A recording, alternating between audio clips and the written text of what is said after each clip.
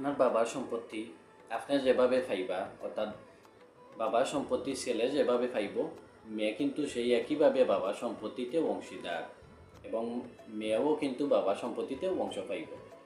তো অনেক সময় দেখা যায় যে বাবার মৃত্যুর পরে সমস্ত সম্পত্তি যেগুলো আছিল এগুলো আসলে তার যে ছেলে আছে ছেলের নামে রেকর্ড হয়ে গেছে। তো বইন আসলে তান জামাইর বাড়ি বা বোনকে বিয়া দেওয়ার পরে বইনে আসলে বাবার সম্পত্তিটুকুর যে খোঁজখবর আছে এগুলা করই না বা খোঁজখবর নেই না। তো এই সম্পত্তিটুকু বাইর দখলে বা বাইর আওতায় থাকে। সেই হিসাবে একদিন দেখা গেছে যে বাইয়ে কইসই না আসলে বইনকে ফোন দিয়া যে বাবার যে সম্পত্তি আছিল এই সমস্ত সম্পত্তি কিন্তু আমার, কারণ আমার নামে সমস্ত সম্পত্তি রেকর্ড হয়ে গেছে, তোমার এখনো নাম নাই, তুমি এই সম্পত্তিতে কোনো অংশ পাও না। এই কথাটুকু আসলে কতটুকু যৌক্তিক সেই বিষয়টা আজকে আপনারা আমি জানাইব।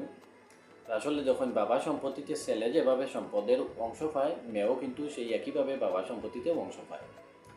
তো এমত অবস্থায় যদি বাইয়ে শুধুমাত্র তার নামে রেকর্ড করিয়া রাখে, তাইলে এইটা কিন্তু এই জিনিসটার কয় ওয়ারিশ ঠকানি। আর ওয়ারিশ ঠকানো ব্যক্তি যে তার কিন্তু 7 বছর পর্যন্ত জেল হইতে পারে। তো আসলে এই বইন যদি এরকম অবস্থার মাঝে পড়েন যে বাইয়ে সম্পত্তি দিতে চায় না, তার নামে ফুল সম্পত্তি রেকর্ড করিয়া নিচে গিয়া, তো এই বইনর লাগি করণীয় কিতা। আর এই বইনে কিতা তান বাবার সম্পত্তিটুকু তাইন বাইয়ের নামে রেকর্ড হয়ে যাওয়ার পরে কিতা এই সম্পত্তিটুকু তার নামে কিতা তাইন আবার রিটার্ন আনতে পারবা নিনা না। তো অবশ্যই রিটার্ন আনতে পারবা বইনে তান যে বাবার সম্পত্তির যে অংশ ফাইন এই সম্পত্তির অংশটুকু কিন্তু তার নামে আবার রিটার্ন আনতে পারবা। তো আনতে হইলে আসলে বইন কিতা করা লাগবো, রেকর্ড সংশোধনী একটা মামলা করা লাগবো।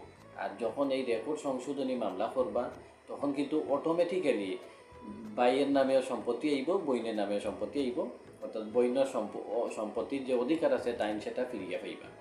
আর এই মামলার যদি বইন যাই গিয়া তাইলে কিন্তু বাইর 12টা বাজে যাই, এর লাগিয়ে বাই হইয়া বইন দিয়ে ঠগানির চিন্তা করবা না। বইনের যে সম্পত্তি আছে তান সম্পত্তির বাবার যে অংশ পায় ততটুকু তানরে কিন্তু সমঝাইয়া দেওয়ার চেষ্টা করবা, নিজেরা আত্মসাৎ করবা না।